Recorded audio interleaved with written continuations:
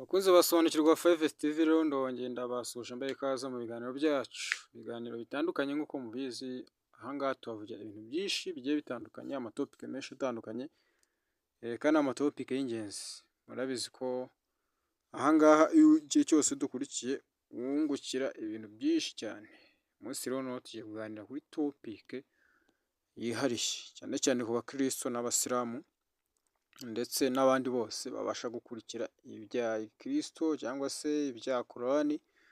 Uyu munsi rongeye kubamara urujijo, dusome Korani, dusome na Bibiliya, byose tubicengere turebe ese ukuri guherereye. Rero ndagusaba kuba uri umukristo, kuba uri umusilamu, ko wakurikira iki kiganiro kugira ngo umenye ahantu ubeshywa n'ibyo ubeshywa. Ku bantu bashyashya aba rero mbasaba kugira ngo niba mushaka nyine guhura natwe cyangwa se kubana natwe ku rubuga rwacu rwasobanukirwa 5 TV, kugira ngo mukore subscribe, share, like, hanyuma mushyiremo na comment ku byo mushaka twazababwira mu kiganiro gikurikiyeho, hanyuma kugira ngo dukomeze dufatanye kumenya, twungurana ubumenyi, kubera ko arizo ntego zacu twiyemeje. Umunsi rero tugiye kuganira kuri topic igira ati mbese Muhamadi yaba yanditse muri Bibiliya? Usanga mu by'ukuri abasilamu hari ibyanditswe byinshi cyane, usanga nubwo biba muri Bibiliya ntabwo bemera Bibiliya, ariko usanga hari ibyanditswe bashaka kwitiranya. Urumva nubwo rero nta hantu na hamwe byanditse muri Korani, kandi abasilamu rero bakaba batemera Bibiliya, ariko abasilamu bakoresha ibyanditswe, cyangwa se ugasanga bakoresha Bibiliya mu kugira ngo bagoreke ibyanditswe babeshya, ugasanga hari ibyo bitirira nk'ibyanditswe bimwe bitirira Muhamadi. Nk'ubu ngubu usomye nko mu Gutegeka kwa kabiri 18 umurongo waho wa 15, ugasoma Gutegeka kwa kabiri ibice 18 n'ubundi ku murongo wa 18, hari amagambo tuhasanga. Ayo magambo ni amagambo yabwirwaga Yesu, yavugaga ariko avuga kuri Yesu Kristo, ariko ugasanga ubwabo barayitirira, barashaka kuyitirira Muhamadi, nyamara mu gihe tubona nta Muhamadi uyarimo. Reka mbanze some Gutegeka kwa kabiri 18, nsome n'umurongo wa 18 kugira ngo dutangire tugende twumva. Navuga ngo nzabahagurukiriza umuhanuzi umeze nkawe, ukomotse muri bene wabo, nzashyira amagambo yanjye mu kanwa ke, ajye ababwira ibyo mutegetse byose, kandi utazumvira amagambo ye, uwo azavuga mu izina ryanjye nzayamuhora. Ngo aha ngaha aya magambo yavugwaga, nta wundi yavugaga uretse Yesu Kristo. Ntabwo yavugaga Muhamadi, ahubwo yavugaga Yesu Kristo. Nko mu murongo wa 15 aravuga ngo Uwiteka Imana yawe izaguhagurukiriza umuhanuzi umeze nkanjye, ukomotse hagati muri mwe, muri bene wanyu, azabe ari we mwumve. Ni ukuvuga ngo aba ngaba, nyamara umuhanuzi aha ngaha uwavugaga yabwiraga abayuda, bagombaga nyine gutegereza, bakazategereza uyu muhanuzi ari we Yesu Kristo wagombaga kuza. Rero usanga babyitirira Muhamadi mu bavuga, nyamara ugasanga uyu muhanuzi uvugwa aha ngaha, wavugwaga uzahagurukirizwa aba ngaba, ni ukuvuga ngo uyu nguyu ntabwo ari Muhamadi, ahubwo ni Yesu Kristo wavugwaga. Ikibigaragaza ko ari Yesu Kristo rero wabivugaga, reka tukirebe neza aha ngaha kugira ngo mucyumve neza namwe, kandi saba abakristo, abavugabutumwa, kujya mwitonda mugasoma kugira ngo ejo mutazajya muhura n'iyo mitego Satani agenda abatega. Yohana igice cya mbere ku murongo wa 45 aravuga ngo Filipo abona Natanayeli, aramubwira ati uwo Mose yanditse mu mategeko n'abahanuzi bakamwandikaho, twamubonye, ni Yesu mwene Yosefu w'i Nazareti. Urumva uwo Mose yanditse mu mategeko, hamwe tumaze gusoma Gutegeka kwa kabiri 18, tugeze noneho muri Yohana igice cya mbere, tubona bya bindi Mose yandikaga, noneho tumaze kubona ko ari nde, tumaze kubona ko ari Yohana. Muri Korani rero mu by'ukuri usanga nta hantu na hamwe hagaragaza ko Mose yahanuraga Muhamadi. Ari muri Korani nta na rimwe yigeze avuga izina rya Muhamadi, ngo abe wenda yahamya ko ari intumwa ye cyangwa se ari umuhanuzi. None wumva Muhamadi yagaragara ate muri Bibiliya mu by'ukuri yaba agaragara nkande, yaba ayigaragaramo nkande mu gihe ubundi ntibanayemera bose, niba batanayemera ubundi ayigaragaramo gute? Iyo usomye Bibiliya rero nko muri Yohana wa mbere nko mu bice 2 ku murongo wa 22, hano havuga yuko havuga cyane cyane kuri antikristo, kandi hakavuga yuko umuntu uhakana urupfu no kuzuka bya Yesu Kristo, ni ukuvuga ngo uwo Bibiliya igaragaza ko uwo muntu ari antikristo. Bivuze ngo iki rero? Bivuze ngo muri aba antikristo ni ukuvuga ngo uwa mbere mu by'ukuri ni Muhammad, kubera ko Muhammad uyu nguyu we ntabwo yemera Yesu Kristo, ndetse n'abamukurikiye ntabwo bamwemera nk'umwami n'umukiza. Bamufata nk'umuhanuzi gutyo gusa bya nyirarureshwa, ariko kandi nta nubwo bamwemera nk'umwami n'umukiza. Rero usanga abavugabutumwa b'Abasilamu bavuga ko ngo Muhammad ngo ari we muhanuzi wa nyuma, ngo akaba ngo n'umwuka wera, ngo ari we Yesu Kristo, ngo yasezeranyije ngo Muhammad ngo ni umwuka wera, ngo Yesu Kristo yasezereje. Nyamara umwuka wera ubusanzwe nta cyaha agira, nta cyaha agira mu by'ukuri, kandi umwuka wera aba agomba no kumenya n'ibizaba. Rero iyo usomye nko muri Korowani tubona ko tubona ko umwuka wera nta cyaha agira, ariko noneho nituza gusoma muri Korowani turaza gusanga Muhammad we yari afite icyaha. None wakwibaza ngo uwo ni we Yesu yahanuye ko ari we uzaza, hanyuma akaba ngo ari we mwuka wera, none umwuka wera yahagira icyaha gute? Ndabasomera Korowani 46, Korowani 46 umurongo waho w'9, kugira ngo twumve neza icyo Korowani hano irimo iratubwira. Vuga yewe Muhammad uti ntabwo ndi icyaduka mu ntumwa za Allah, ndetse sinamenya ibyo nzakorerwa cyangwa ibyo muzakorerwa, nkurikira ibyo mpishuriye gusa, kandi ntacyo ndi cyo uretse kuba umuburizi gusa. Urumva?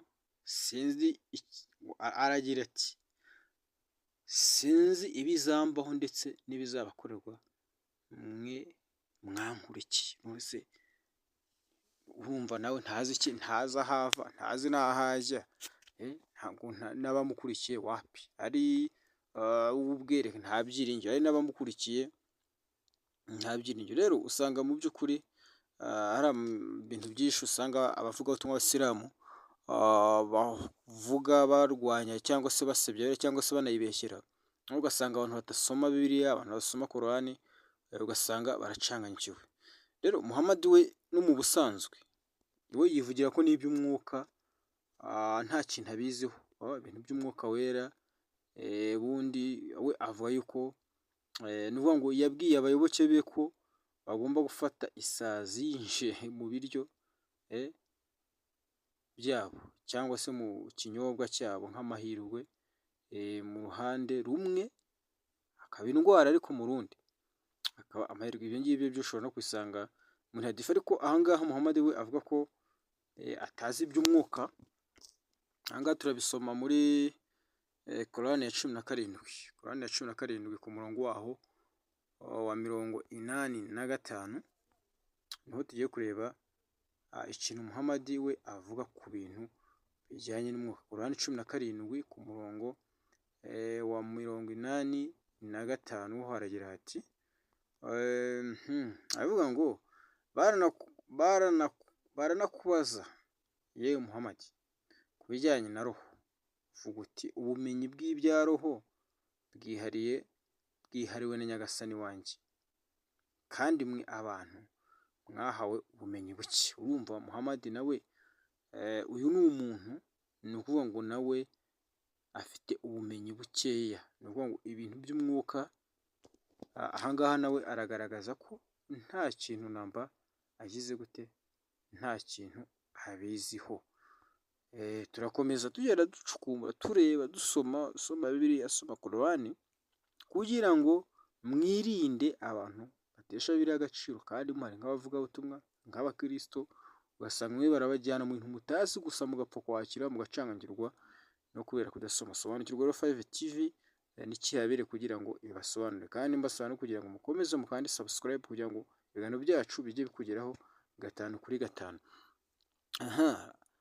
Ikindi rero ugomba kumenya, ni ukuvuga ngo ari yategetse Muhammad gutanga ubutumwa muri bene se wabo gusa, ni ukuvuga ngo ni ubutumwa agomba gutanga mu rurimi rw'Icyarabu. Ni ukuvuga ngo mu rurimi rw'Icyarabu honyine niho ngo ubwo butumwa bugomba gutangwa nta handi. Ibyo ngibyo rero nabyo turanabisoma, ndagira ngo njye nabisoma, turasoma muri Korani 26 ku murongo wa 214. Tujye dusoma turebe ikivugwa kugira ngo n'ejo bundi nuhura n'abantu nk'abo ngabo nawe uzamenye icyo usobanura, cyangwa se uzamenye uburyo ki umwanzi ariwe Satani ushaka kugoreka ibyanditswe, nawe ugomba kugira gute, ugomba kumenya aho umuhera. Aravuga ngo kandi 214 haravuga ngo kandi yewe Muhammad ujye uburira abantu hafi mu muryango wawe. Ni ukuvuga ngo abo bantu ni abantu nyine bakoresha ururimi rw'Icyarabu gusa. Nyamara tubona ko intumwa za Yesu Kristo zo zoherejwe mu mahanga yose, zahawe indimi zitandukanye. Ibyo ni ibintu mwabonye nko mu byakozwe n'intumwa. Usomye mu bice byaho 2, reka tuhasome kugira ngo turebe. Byakozwe n'intumwa ibice 2 umurongo wa 1 n'uwa 2. Aravuga ngo umunsi wa Pentekote usohoye, bose bari hamwe mu mwanya umwe bahuje umutima, nuko umuriro ubatungura uvuye mu ijuru umeze nk'umuyaga uhuha cyane kwira mu nzu bari bicayemo. Haboneka indimi zigabanyije zisa n'iz'umuriro urimi ujya ku muntu wese wo muri bo.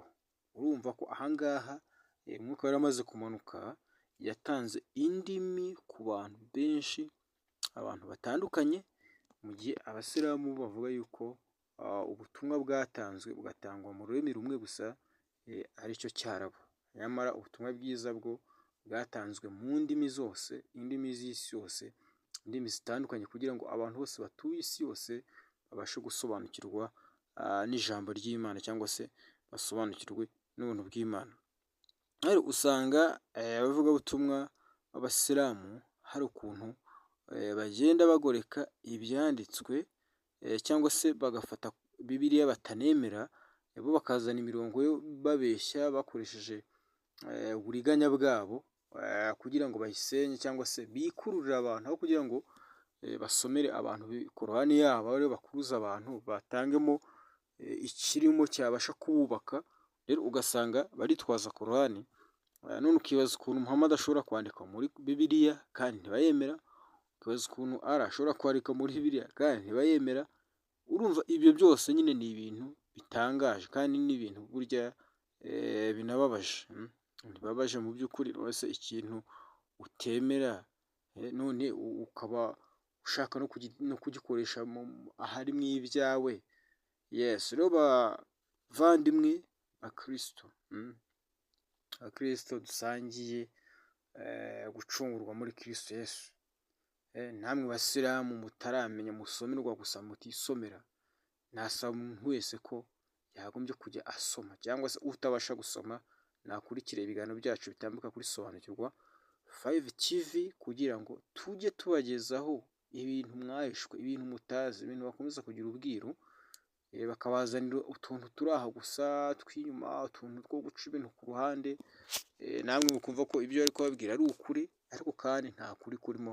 Buri kintu cyose kirasobanutse, Korani irasobanutse, Bibiliya irasobanutse. Rero niba bivanga wowe utabizi utageze ubisoma, ni ukuvuga ngo bo babivanga ku nyungu zabo bwite. Wowe uraho uri inzirakarengane, ntuzi iyo biva n'iyo bijya, ibyo baguha urapfa kwakira, ntubajije, ntusomye, ntusesenguye, usange nawe ikinyoma bagukubise, nawe utwaye ikinyoma. Ibi rero nibwo Sobanukirwa 5 TV yarebye, iricara, ibona ibintu bitagomeza kugenda gutya, abantu batakomeza kuyoborwa mu buryo bw'ikinyoma. Rero iragira ngo izane ukuri, turajya twisomera Korani, turayisoma, Bibiliya tuyisome, noneho turebe neza icyo byose bivuga, hanyuma namwe mwihitiremo. Ariko kanongere mbibutse gukora subscribe, share, like, hanyuma tujye tubana mu biganiro byacu. Bye.